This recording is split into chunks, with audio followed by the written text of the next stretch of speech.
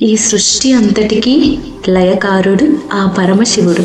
ఆ శివయ్య రూపాల్లో పంచముఖ స్వరూపం కూడా ఒకటి.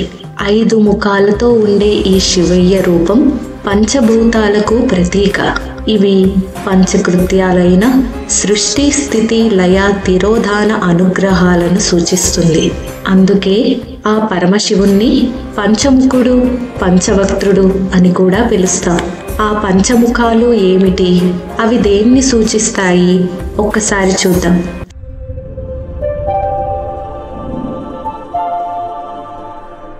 సద్యోజాతుడు. ఈ ముఖం పశ్చిమ దిశను చూస్తున్నట్టుగా ఉంటుంది. భూతత్వానికి సంకేతం. సర్వప్రాణులతో సహా ఈ ప్రకృతి మొత్తం సర్వ సృష్టికి శివుడే మూలం. ప్రకృతిలోనూ ప్రాణుల్లోనూ ఉన్నది ఆ ఈశ్వరుడే. వామదేవుడు. వామ అంటే ఉత్తరం. ఈ ముఖం ఉత్తరం దిశను చూస్తున్నట్టుగా ఉంటుంది. నీటి తత్వానికి ఇది సంకేతం. ఈ రూపంలోని శివుడు సృష్టిని రక్షిస్తాడు.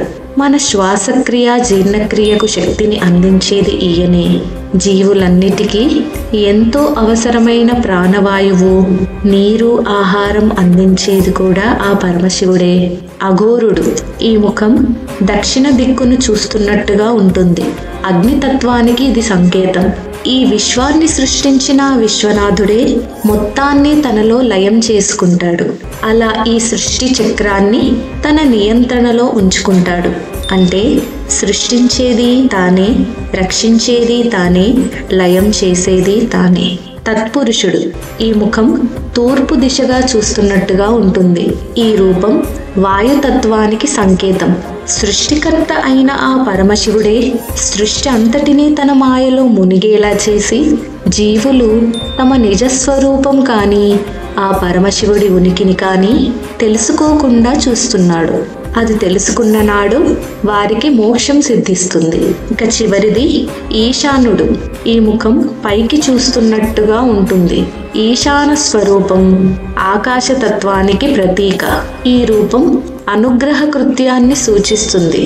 సృష్టిలోని అత్యున్నత జ్ఞానానికి నిలయం తానే అని శివుడి ఈ రూపం ద్వారా మనకి తెలియజేస్తాడు.